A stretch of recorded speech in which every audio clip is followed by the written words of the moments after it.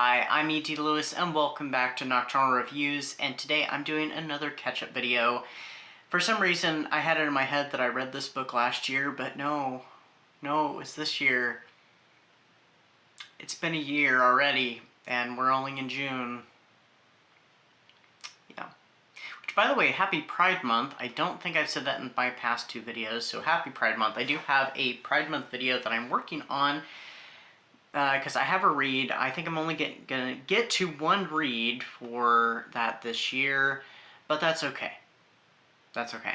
But we have Summer Spooks coming up too, so please, if you have not checked out my announcement video for that, please do. I will have it linked down below. And that is coming up upon us, 2 weeks of fun, or 1 week, depending upon how you want to do it. And there's lots of flexibility, so. Alright, today I am doing a review on a gothic romance which will probably pop up in another video. This book, I was instantly hooked. I could have been reading a newer version of Dark Shadows. You can see why I got hooked. So this is the Shadows of Stormclyffe Hall by Lauren Smith. It is book 1 in the Dark Seduction series, but it's the only book in the series, unfortunately. She has done at least one other gothic novel, but I think there's plans for a second one. She just hasn't gotten to it. This one, she did message me actually on BookBub after I reviewed the book that she is interested in doing a second book. She has it all planned out. It's just this one needs to sell a little bit more, and I'm not really sure why it hasn't. Because, like I said, I was hooked, and if you're a Dark Shadows fan, I think you would probably like it. So this follows Jane, who is visiting from the United States and the UK. She is doing her graduate thesis on ghost hunting, specifically Stormclyffe Hall and the Weymouth family. So Bastian, who's the current Lord of Weymouth, is renovating his family home, and they have a long string of tragedies that have befallen every generation of the family, and it's mostly happened to the men of the family.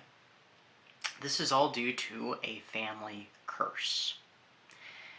Jane gets there. She has kind of a tough time trying to get herself into the place, and also she's heard that Bastian is kind of a, he's a bit of a playboy and stuff, but they have like an instant connection, and Bastian's not quite what she was expecting. He's a skeptic. He doesn't believe in all this, but as the story goes along, he finds that harder and harder to defend his skepticism,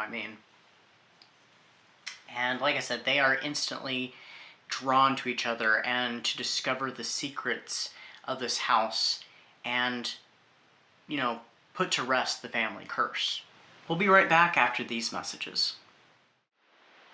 Hey there, it's Spotlight time! So, this month's Spotlight is on a BookTube channel, and it is Book Buds. Please check out their channel. They have so much fun with their content. They have some great tags, talked about great books, and have awesome energy. So please subscribe to their channel. You won't regret it. Do you like the sound of werewolves howling in the night, the moans of creatures, and the bubbling up of mysterious aquatic terrors? You might be interested in my Universal Monsters Reading Challenge, which is going on all year of 2026. It's got plenty of prompts, all based around the classic Universal Studios monsters: Dracula, Frankenstein, the werewolf, the creature from the Black Lagoon, so on and so forth. Plus a few bonuses. You don't want to miss it. So, like I said, it's very Dark Shadows-like. There is a woman in white who has a tragic end at some cliffs nearby the house. There's a family curse. There's modern-day counterparts. Of course, haunted castle. It has all the ingredients of Dark Shadows. And there is something else. I don't want to give things too much away, but there is a certain figure in the past who is wronged, or at least believes they're wronged, and decides to take matters into their own hands. Hint, hint.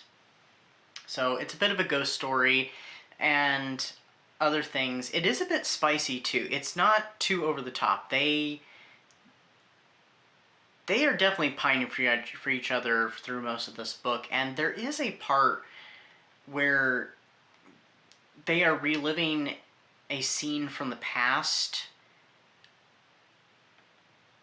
Not necessarily physically, but feeling all the sensations and stuff, and then it doesn't get truly spicy again till much later in the book. Yeah, I really enjoyed this one. So what did I rate it? I gave it a 5-star. It was excellent. For some reason, I'm thinking there's a newer edition, but I could be thinking of something else. But I would love to see a sequel. Like I said, she has another one, another Gothic novel. Let me look it up really quick. I have it. I've had this book actually for 6 years, for much of my time on here, and I just hadn't gotten to it, and I've been wanting to get to it, and then boom, suddenly I was just like, you know what, let's get this read. It's perfect for Gothic hearts, which, it was. It has all the Gothic flavors to it. Devil at the Gates, I was thinking that. It came out in 2020, so it's a little more current. It looks like it's listed as a Regency, but also a Gothic romance and paranormal. I don't know much about it, but I had the ebook of it, so I'm really curious what the second book in the series. I think it would probably be a loose series. I'm not really sure, but if you are interested in this book, please check it out. I very much would love a sequel to it and see where she would go with it. So anyway, that is my review for you today. I hope everybody is having a safe June so far. I'm actually filming this on June 1st, so it's going to come out in almost 2 weeks. So anyway, I hope everybody is having a great start to their month and having a safe June and a safe Pride Month. And until next time, stay safe, stay spooky. Namaste.